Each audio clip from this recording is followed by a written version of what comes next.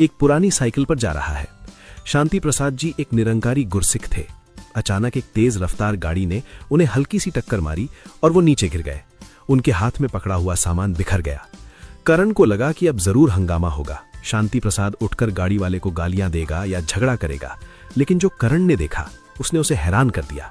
शांति प्रसाद जी बड़े आराम से उठे। धन निरंकार जी। साथ संगत जी, आज एक ऐसी कहानी पर चर्चा करते हैं जो हमारे जीवन की दिशा बदल सकती है। ये स्टोरी है एक ऐसे बदलाव की जो एक इंसान को मैं से तू की ओर ले जाता है। एक बहुत बड़ा शहर था जहां करण नाम का एक व्यापारी रहता था। करण के पास किसी चीज की कमी नहीं थी। उसके पास धन, दौलत, शोहरत और एक बहुत बड़ा परिवार था। लेकिन उसके जीवन में एक बहुत बड़ी कमी थी। वो थी मन की शांति।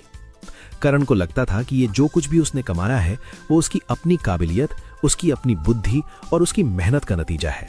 इस अहंकार ने उसके अंदर एक ऐसी दीवार खड़ी कर दी थी कि वो अपने परिवार और कर्मचारियों को हमेशा नीची नजर से देखता था। वो बात बात पर गुस्सा करता और हर किसी को ये एहसास दिलाता कि उसके बिना किसी का गुजारा नहीं है। उसका मानना था कि दुनिया सिर्फ पैसे और ताकत से चलती है। एक दोपहर की बात है। करण अपने ऑफिस की बैल्कनी में खड़ा था। उसने देखा कि बाहर सड़क पर एक साधारण सा व्यक्ति जिसका नाम शांति प्रसाद था, एक पुरानी साइकिल पर जा रहा है। शांति प्रसाद जी एक निरंकारी गुरसिख थे। अचानक एक तेज रफ्तार गाड़ी ने उन्हें हल्की सी टक्कर मारी और वो नीचे गिर गए। उनके हाथ में पकड़ा हुआ सामान बिखर गया। करण को लगा कि अब जरूर हंगामा होगा। शांति प्रसाद उठकर गाड़ी वाले को गालियां देगा या झगड़ा करेगा, लेकिन जो करण ने देखा उसने उसे हैरान कर दिया। शांति प्रसाद जी बड़े आराम से उठे, अपनी धूल झाड़ी, अपना सामान समेटा और गाड़ी वाले की तरफ हाथ जोड़कर मुस्कुरा दिए। उन्होंने सिर्फ इतना कहा, कोई बात नहीं प्यारे, निरंकार भला करे, शायद आप जल्दी में थे। करण को यह बात हजम नहीं हुई। उसने शांति प्रसाद को अपने ऑफिस में बुलाया और पूछा, आप इतने अजीब क्यों हैं? उसने आपको गिरा दिया और आपने उसे माफी दे दी? मेरे पास सब कुछ है, पर मेरे अंदर हर समय गुस्सा रहता है, और आपके पास कुछ नहीं है, फिर भी आपके चेहरे पर इतनी शांति कैसे? शांति प्रसाद जी ने नम्रता से जवाब दिया, करण जी, मेरे पास कुछ नहीं ऐसा नहीं है। मेरे पास वो एक है जो सबका है। मैंने इस मैं के बोझ को उतारना सीख लिया है।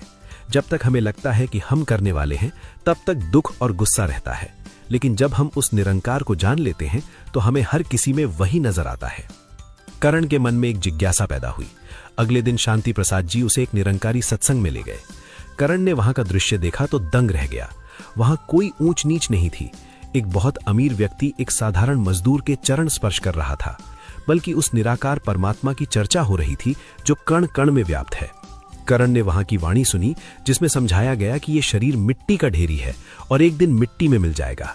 जो धन हम आज अपना कह रहे हैं वो कल किसी और का था और परसों किसी और का होगा। करण ने उस दिन सद्गुरु से ब्रह्म ज्ञान लिया।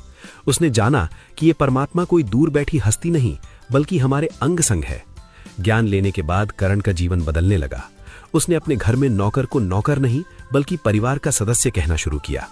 उसने महसूस किया कि असली अमीरी पैसों में नहीं, बल्कि नम्रता में है। लेकिन किस्मत को कुछ और ही मंजूर था। कुछ ही महीनों बाद एक बड़े व्यापारी धोखे की वजह से करण का सारा कारोबार डूब गया। उसके बड़े बड़े बंगले और गाड़ियां बिक गए। वो एक छोटे से किराए के मकान में आ गया। उसके रिश्तेदारों ने भी मुंह मोड़ लिया।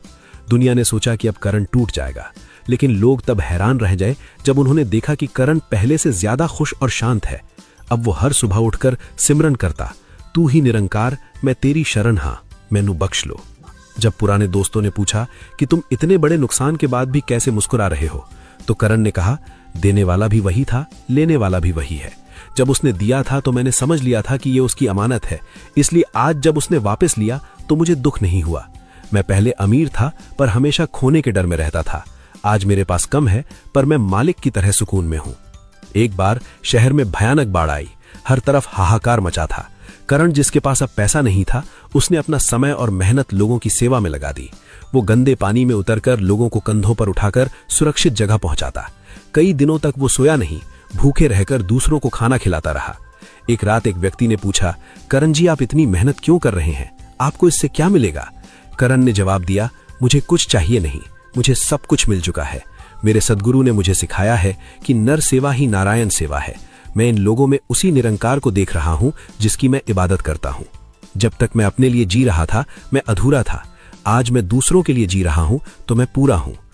करण की ये स्टोरी हमें समझाती है कि असली धर्म किसी दिखावे में नहीं बल्कि इंसान की सेवा और परमात्मा की पहचान में है। करण ने सीखा कि एक को जानो, एक को मानो और एक हो जाओ।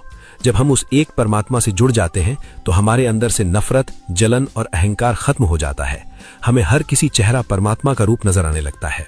साथ संगत जी, आज हमें भी अपने अंदर झांक कर देखना है, क्या हम भी करण की तरह मैं के बोझ में दबे हैं या हमने उस निरंकार को अपना साथी बनाया है। जीवन का असली आनंद वही है जहां शुक्राना हो, शिकवा नहीं। हर हाल में उस मालिक की रजा में रहना ही असली गुरसिखी है। हमें हर किसी की मदद करनी चाहिए और सबसे प्रेम करना चाहिए, क्योंकि प्रेम ही असली इबादत है। साथ संगत जी, अगर आपको आज की ये कहानी और करण के जीवन का ये बदलाव पसंद आया हो तो इसे अपने तक ही ना रखें। इस नेक विचार को और लोगों तक पहुंचाएं ताकि किसी और के जीवन में भी शांति और प्रेम का सवेरा हो सके। इस वीडियो को ज्यादा से ज्यादा शेयर करें और मानवता के इस संदेश को फैलाने में अपना योगदान दें। हमें बताएं कि आपको इस कहानी से क्या सीख मिली। प्यार से कहना, धन निरंकार जी।